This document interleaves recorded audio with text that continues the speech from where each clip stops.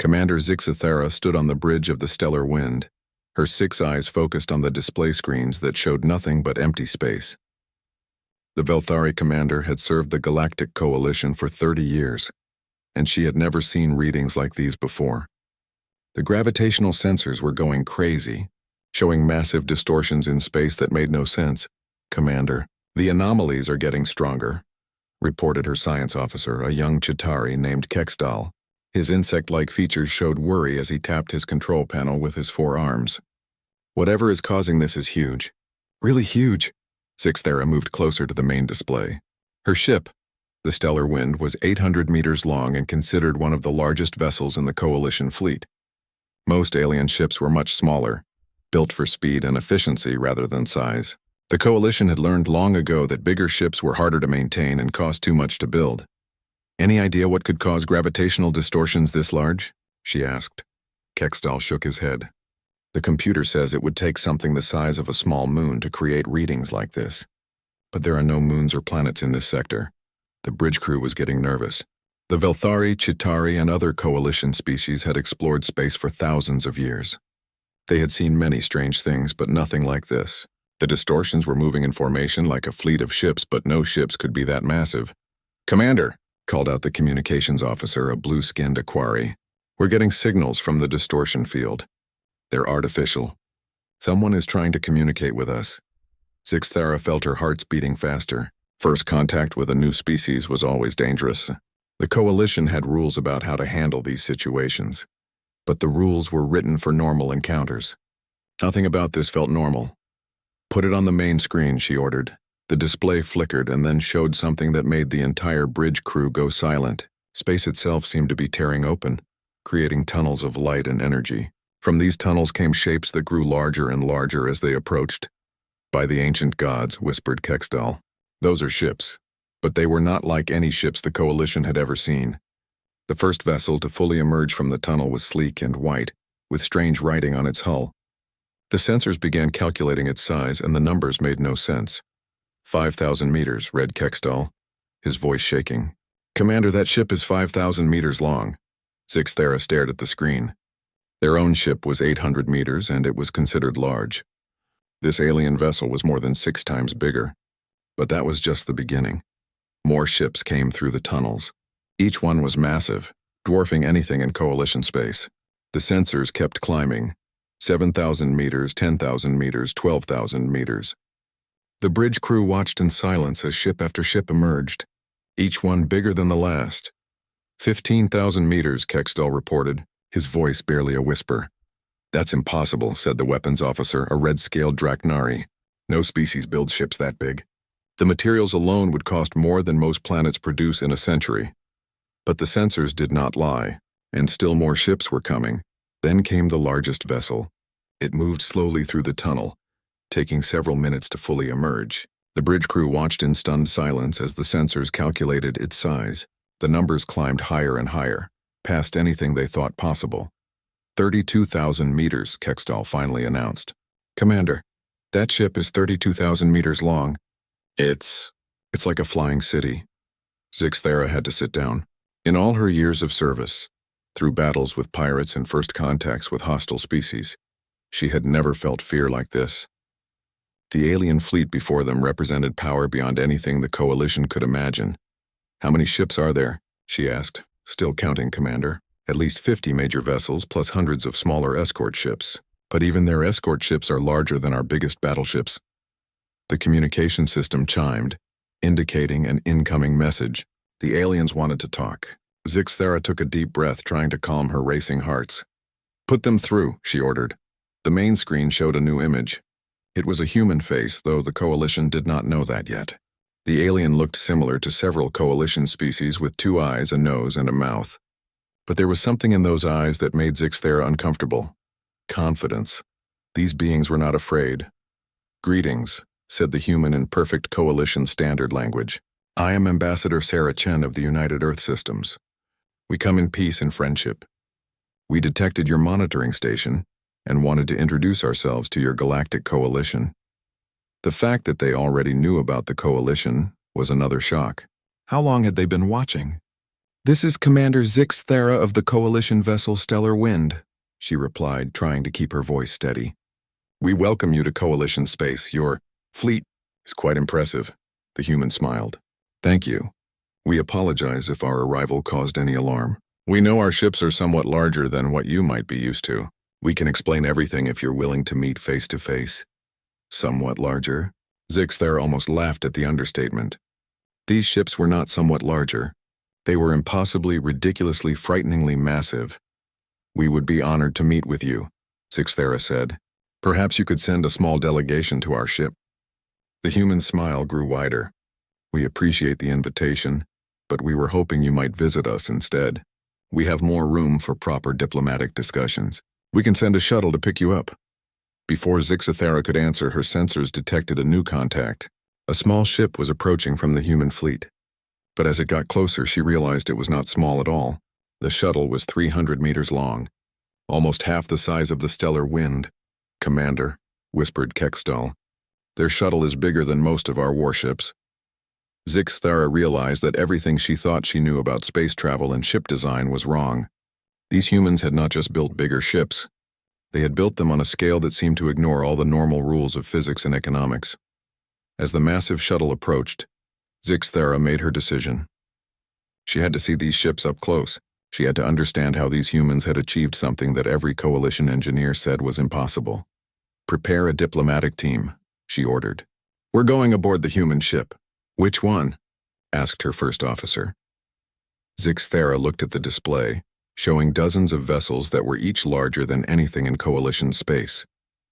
"The big one," she said. As the shuttle docked with the Stellar Wind, Zix Thera realized that first contact with humanity was going to change everything. The Coalition thought they were the advanced civilization in this part of the galaxy, but these humans had just proven that there were levels of advancement the Coalition had never even dreamed of. The age of small ships and careful resource management was over. The humans had arrived, and they had brought their cities with them. Commander Zix Thera felt small as the human shuttle approached the massive ship called Leviathan. Through the shuttle's windows, she could see the human vessel growing larger and larger until it filled their entire view. The shuttle pilot, a friendly human named Lieutenant Torres, seemed completely comfortable navigating around the giant ship. "First time seeing one of our city ships?" Torres asked with a smile. "City ship?" repeated Zix Thera. Her translator was working, but the concept made no sense. "That's what we call them," Torres explained. "The Leviathan houses about 200,000 people. It's like a flying city that can travel between stars." 200,000 people. Zix Thera's entire homeworld had only 50 million inhabitants. The idea of putting 200,000 people on a single ship was beyond her understanding. The shuttle entered a massive opening in the side of the Leviathan. Zix Thera expected to see a normal docking bay, but what she saw instead made her gasp. The hangar was enormous, stretching out farther than she could see. Dozens of shuttles and smaller ships were parked in neat rows, and human workers moved around like tiny ants. "This is Hangar Bay 7, Torres said casually. One of the smaller ones. Zix Thera looked around as they landed. The hangar bay was larger than her entire ship. If this was a small hangar, what did the large ones look like? Dr. Sarah Chen was waiting for them as they left the shuttle. She was tall for a human, with dark hair and kind eyes. Behind her stood several other humans, all wearing simple blue uniforms. "Welcome aboard the Leviathan," Dr. Chen said, extending her hand in the human greeting gesture. "I hope your journey was comfortable. Your ship is impressive," Zix Thera managed to say. Dr. Chen smiled. "Thank you. We know it's probably bigger than what you're used to. Would you like a tour? I think it might help explain why we build on this scale." As they walked through the ship, Zix Thera's mind struggled to process what she was seeing. The corridors were wide enough for ground vehicles to drive through. The ceilings were so high that they seemed to disappear into darkness above. Everything was built on a scale that seemed designed for giants, not normal-sized people. "Why are your hallways so big?" asked Kextal, the Chitauri science officer who had come along on the diplomatic mission. "Efficiency," Dr. Chen replied. "We move a lot of people and cargo through these corridors. It's better to build them large from the beginning than to have traffic jams later." They passed through what Dr. Chen called a residential section. Through large windows, Zix Thera could see apartment buildings that looked exactly like the ones on any planet. People were walking on sidewalks. Children were playing in parks, and there were even trees and grass. "You have a forest on your ship?" Zixthera said, not quite believing what she was seeing. "Several forests," Dr. Chen corrected. "And lakes, farms, schools, hospitals, factories. Everything a city needs. We don't just travel between stars, Commander. We bring our civilization with us." They stopped at a viewing platform that looked out into a vast open space inside the ship. Zixthera stared in amazement at what looked like a complete city floating in space. Buildings rose up from the floor of the ship, connected by bridges and walkways. People moved around on moving sidewalks and small vehicles. "This is Central Plaza," Dr. Chen explained. "The heart of our city. About 15,000 people live and work in this section alone." "How is this possible?" whispered Kextel. "The structural engineering alone should be impossible. The weight, the power requirements, the life support systems." Dr. Chen led them to an observation deck where they could see the technical specifications displayed on large screens. Kexadal's forearms moved frantically as he tried to take notes on everything he was seeing. "Our fusion reactors produce enough power to supply a small planet," Dr. Chen explained. "We have our own manufacturing facilities, so we can build whatever we need. Our recycling systems are so efficient that we waste almost nothing." "But the cost," Zixthera said. "Building something like this must take the resources of an entire star system." "It does," Dr. Chen agreed. "That's why we only build them for long-term missions. This ship took 5 years to construct and involved the work of millions of people. But once it's built, it can operate independently for decades." They visited the ship's farms where food was grown in massive greenhouse sections. They saw the manufacturing areas, where robots and humans worked together to build everything from clothing to computer systems. They toured the schools where human children learned alongside holographic teachers. "You're not just explorers," Zixthera realized. "You're colonists. But instead of looking for planets to live on, you've built your own planets." "Exactly," Dr. Chen said. "We learned long ago that planets don't always have what we need. They might be too hot or too cold, have the wrong atmosphere, or be too far from resources. So we decided to bring everything we need with us." In the ship's command center, Zixthera met Captain Rodriguez, a gruff older human with gray hair and tired eyes. The command center was as large as the bridge of 10 coalition ships combined, with hundreds of control stations. "Welcome aboard," Captain Rodriguez said. "Sarah's been showing you around, I hear. What do you think of our little ship?" "Little ship?" Zixthera almost laughed. "It's unlike anything we've ever seen. How do you manage to coordinate so many people and systems?" "Practice," Rodriguez said with a smile. "And really good computers. We've been building ships like this for about 50 years now. This one's actually 3rd generation, much more efficient than the early models." "There are more ships like this?" Kexdal asked. "Oh yes," Dr. Chen said. "The Leviathan is just one of 50 city ships in our current fleet. Each one is designed for different missions. Some are focused on scientific research, others on colonization, others on manufacturing. 50 ships like this." Zixthera felt dizzy at the thought. The Coalition's entire fleet consisted of maybe 2,000 ships, most of them much smaller than even the humans' escort vessels. "How long have your people been traveling in space?" she asked. "About 200 years since we achieved faster-than-light travel," Dr. Chen replied. "We started small like everyone else, but we learned quickly that small ships mean small thinking. If you want to really explore the galaxy, you need to bring your whole civilization with you."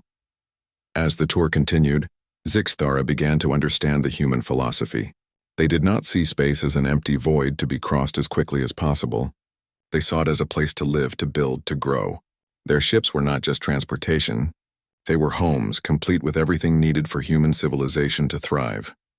"Your people must be very brave," Zixthara said as they returned to the hangar bay, "to commit so many resources to ships like this."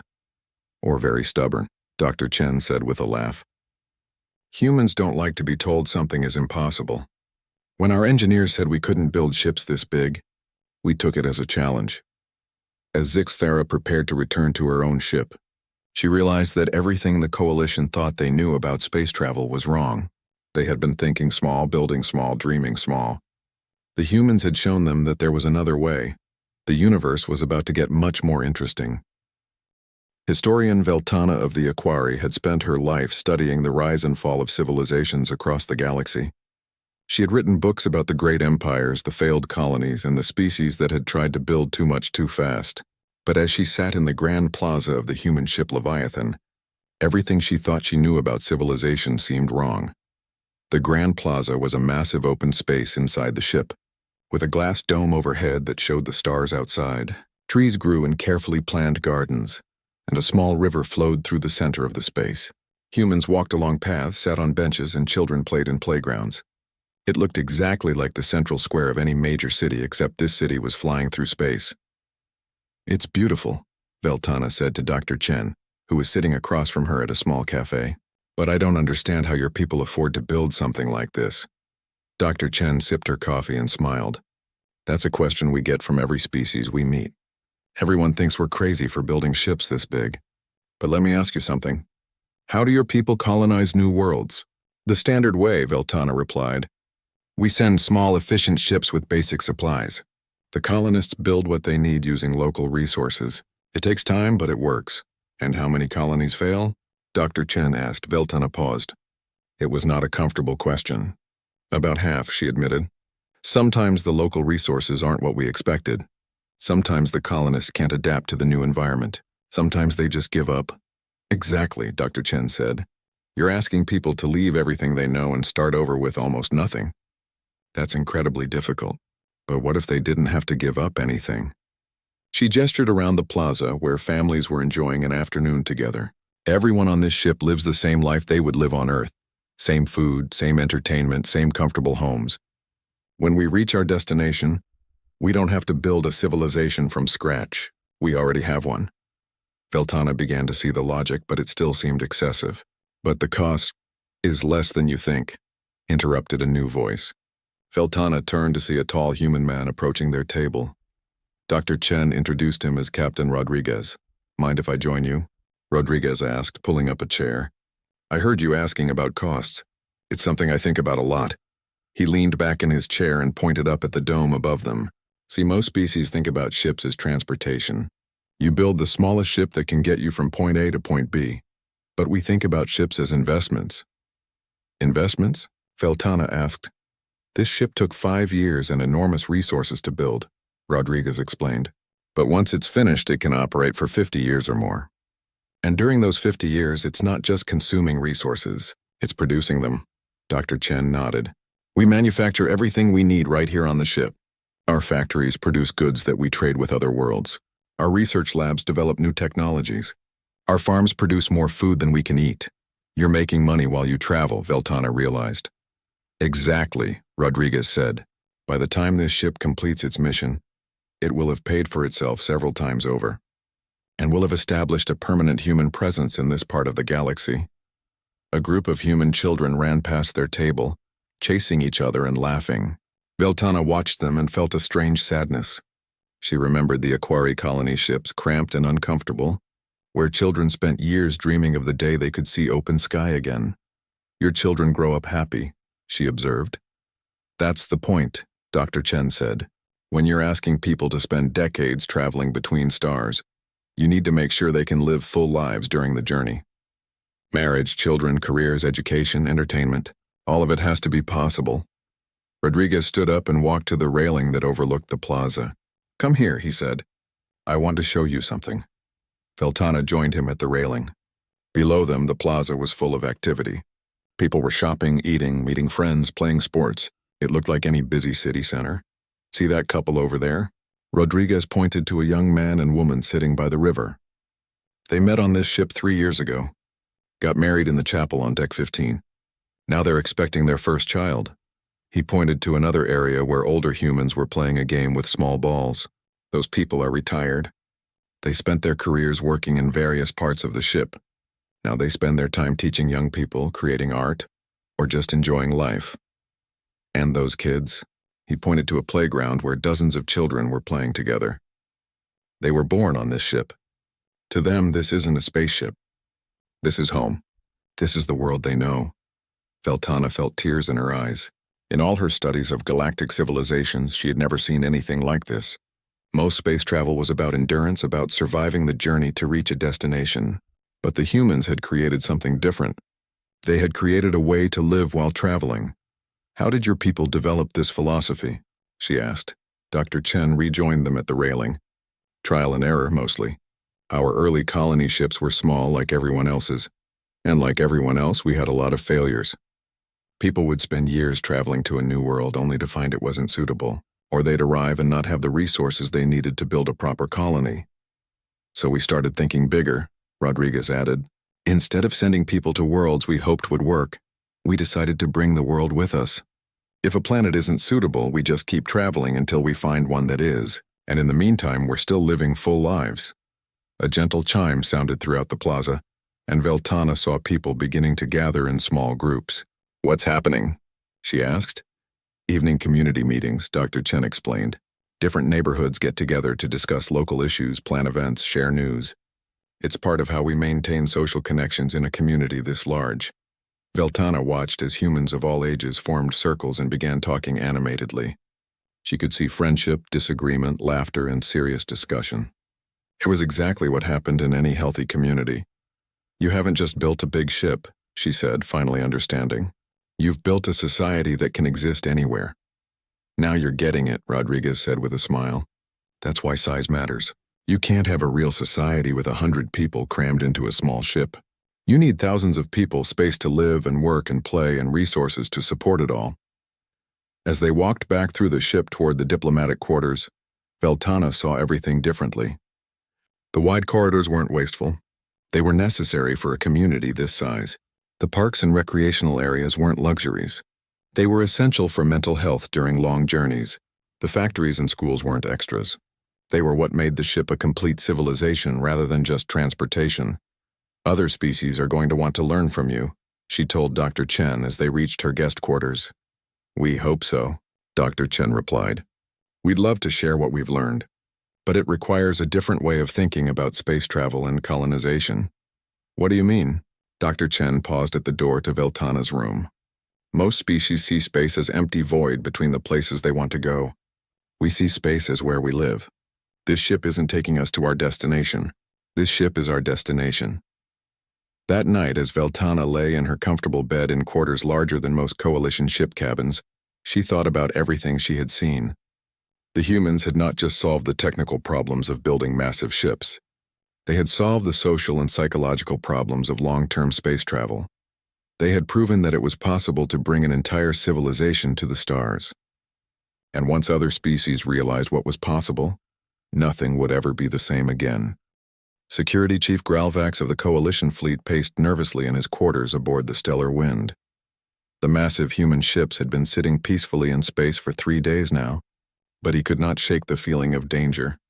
His red scales, which normally lay flat against his skin, were raised in an unconscious display of alarm.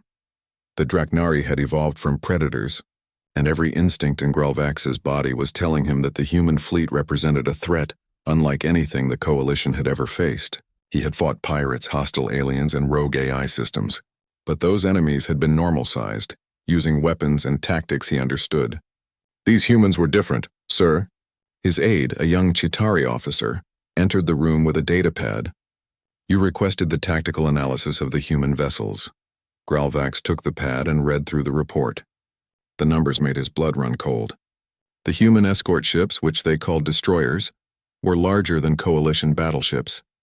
Their main vessels, the city ships, were so massive that they barely registered on scales designed for normal spacecraft. "Have you calculated their possible weapons capacity?" he asked. "We tried, sir," the aide replied nervously. "Based on their size and power output, they could mount weapon systems larger than our entire fleet combined.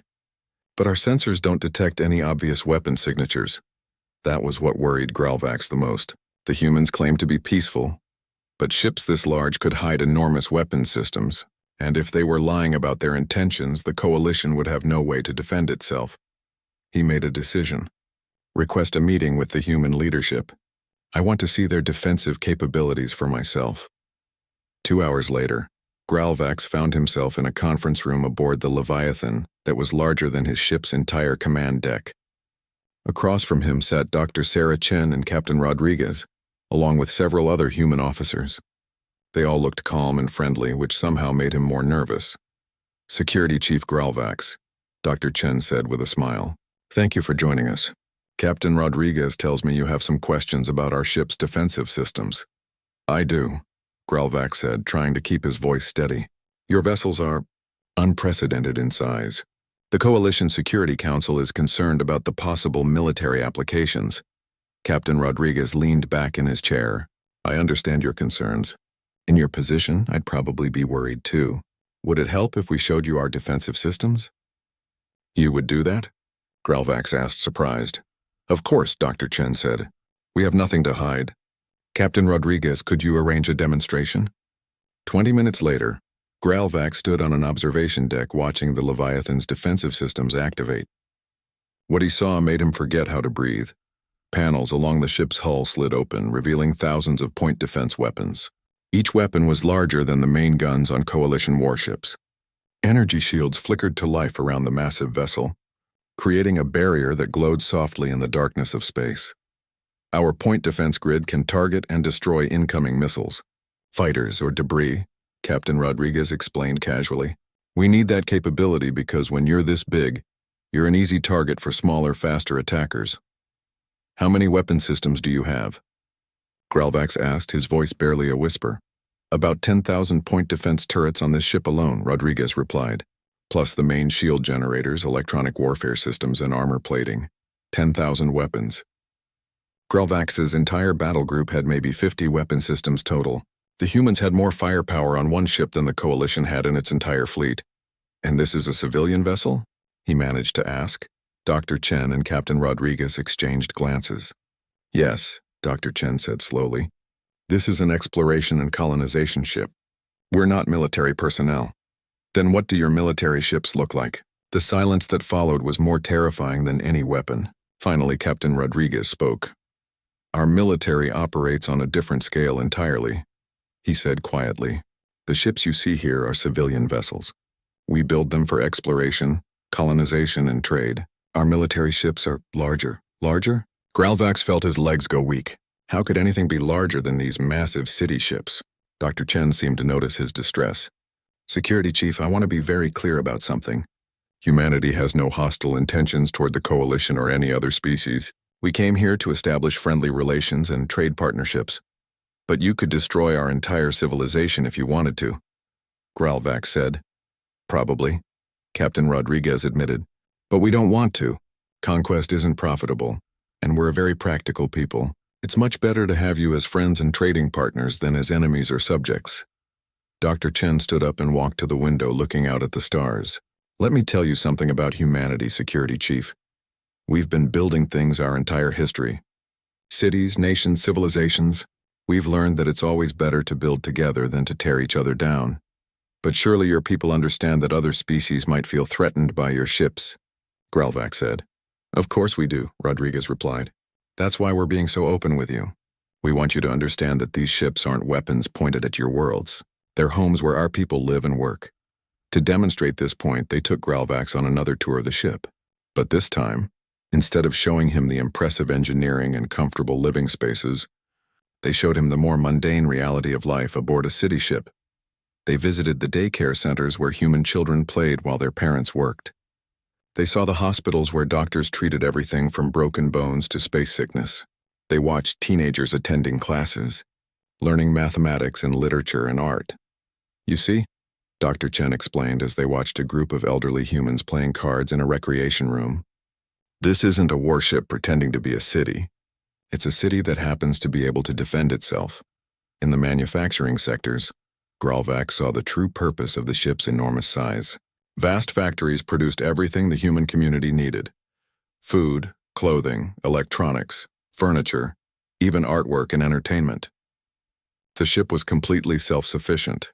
We build big because we need big, Captain Rodriguez said as they watched robots assembling computer systems.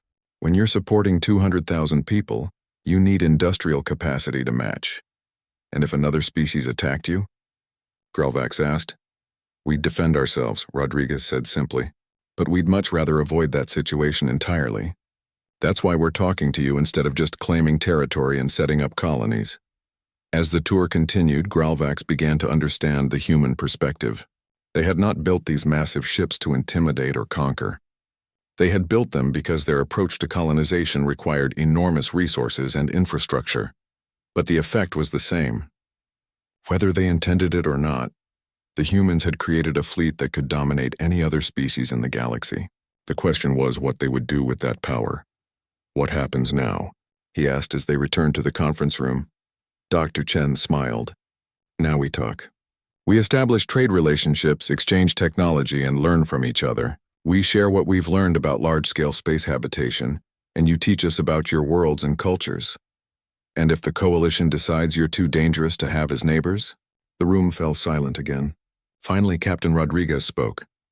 "That would be unfortunate," he said quietly, "but it would also be a mistake. We didn't come here to fight, Security Chief. We came here to build something better." As Gralvax returned to his own ship, his mind was spinning with implications. The humans were telling the truth about their peaceful intentions. But they had also demonstrated power that could reshape the entire galaxy. The Coalition faced a choice. They could treat the humans as enemies and try to contain or destroy them. But that would almost certainly lead to their own destruction. Or they could accept the humans as allies and try to learn from them. Looking back at the massive human ships floating peacefully in space, Gralvax realized that the galaxy had just entered a new age. The age of giants had begun, and everyone else would have to adapt or be left behind. The emergency alarm on the Coalition monitoring station screamed through the silence of space. Commander Zixthera rushed to the main display where a terrifying sight was unfolding. A massive asteroid storm, bigger than anything in recorded history, was heading directly toward the Coalition colony world of Cathera Prime. "How long until impact?" she demanded. 18 hours, replied her science officer Kextel. His usual calm demeanor was gone, replaced by barely controlled panic. "Commander, there are over 3,000 asteroids in the storm. Some of them are the size of city blocks. The impact will destroy the entire colony." Zixthera felt her heart sinking. Cathera Prime was home to 12 million Coalition citizens. The planetary defense systems could handle small meteor showers, but nothing like this. Evacuating 12 million people in 18 hours was impossible. "Send a priority distress signal to all Coalition fleets," she ordered. "Request immediate assistance." "Already done," reported the communications officer. "The nearest Coalition fleet is 4 days away. Even our fastest ships won't arrive in time." The bridge fell silent except for the steady beeping of the sensors tracking the approaching asteroids. 12 million people were about to die, and there was nothing the Coalition could do to save them. "Commander," the communications officer called out suddenly, "we're receiving a transmission from the human fleet." Dr. Sarah Chen's face appeared on the main screen. Behind her, Zixthera could see the bustling activity of the Leviathan's command center. "Commander Zixthera," Dr. Chen said without preamble, "we've detected the asteroid storm heading for your colony world. We can help." "Dr. Chen," Zixthera replied, hope flickering in her voice, "your assistance would be greatly appreciated. But I must warn you, this is an extremely dangerous situation. We're talking about thousands of large asteroids moving at incredible speed." "We understand," Captain Rodriguez said, appearing next to Dr. Chen on the screen. "We're already moving our ships into position. Estimated time to intercept, 14 hours. "Intercept?" Zixthera asked. "Captain, I don't think you understand the size of this storm. It would take hundreds of ships to deflect or destroy that many asteroids." Captain Rodriguez smiled grimly. "Commander, I think you don't understand the size of our ships." Over the next several hours, Zixthera watched in amazement as the human fleet moved with coordinated precision. The massive city ships, which had seemed slow and cumbersome, accelerated to speeds that defied their enormous size. Their escort vessels spread out in formation, each one positioning itself along the path of the asteroid storm. "How are they moving so fast?" Kexadal asked, staring at his instruments. "Ships that size should take hours to change course. Their engines are proportional to their size," Dr. Chen explained over the communication link. "When you build everything on a massive scale, you get massive performance." As the human fleet approached the asteroid storm, Zixthera saw something that she would remember for the rest of her life. The Leviathan and its sister ships positioned themselves directly in the path of the largest asteroids, using their enormous bulk as shields. "What are they doing?" whispered the weapons officer. "Those asteroids will tear their ships apart." But as the first wave of asteroids struck the human vessels, nothing happened. The massive rocks, some as large as buildings, simply bounced off the ship's hulls like pebbles hitting a mountain. Energy shields flared as they absorbed the impacts. But the ships themselves remained undamaged. Our hulls are designed for long-term deep space travel, Captain Rodriguez explained calmly, as asteroids continued to strike his ship. We've run into plenty of debris fields over the years. A little rock storm doesn't worry us much. Meanwhile, the human escort ships were dealing with the smaller asteroids in a display of firepower that left the coalition observers speechless. Thousands of weapons fired simultaneously, turning dangerous space rocks into harmless dust. The precision was incredible. Every shot hit its target, and within minutes, hundreds of asteroids had been completely destroyed. How many ships do you have out there? Sixthera asked, trying to count the weapon signatures on her sensors. All of them, Dr. Chen replied. 52 major vessels, plus about 300 smaller ships. This seemed like a good time for a fleet exercise. For the coalition, this would have been the naval battle of the century, requiring every available ship and thousands of personnel. For the humans, it was a training exercise. As the asteroid storm continued, Zixthara watched human mining ships, vessels she had not even known were present, move into action. These ships were designed for breaking apart asteroids to extract valuable minerals, and they went to work with casual efficiency. Those mining vessels, she said to Dr. Chen, they're larger than our battleships. Industrial ships tend to be big, Dr. Chen agreed. When you're mining an asteroid field, you need the capacity to process a lot of material quickly. The mining ships extended massive mechanical arms that grabbed asteroids and fed them into processing chambers. Within minutes, dangerous space rocks became useful raw materials that were stored in the ship's cargo holds. You're not just stopping the asteroid storm, Kextel observed with wonder. You're harvesting it, Captain Rodriguez chuckled. No sense in wasting good resources. Those asteroids contain enough rare metals to supply several star systems. By the time the last asteroid was either destroyed or captured, the human fleet had turned a natural disaster into a profitable mining operation. The colony world of Cathera Prime was safe, and the humans had acquired enough raw materials to build several new ships.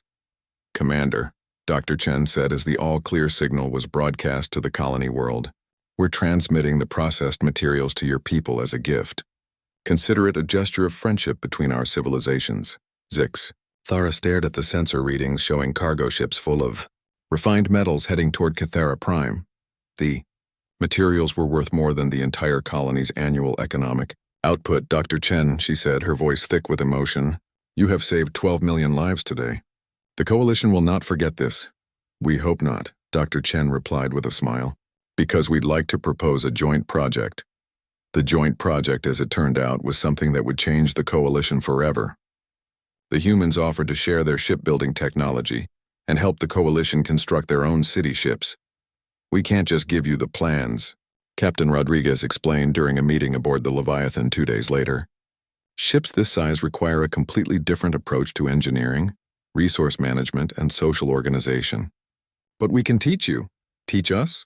Asked Coalition Fleet Admiral Kicksnor, who had arrived to personally thank the humans for their assistance. A joint construction project, Dr. Chen said. We'll work together to build the first coalition city ship. Your people will learn our techniques and will learn about your needs and preferences. Admiral Kicksnor looked skeptical. Such a project would take years and cost enormous resources.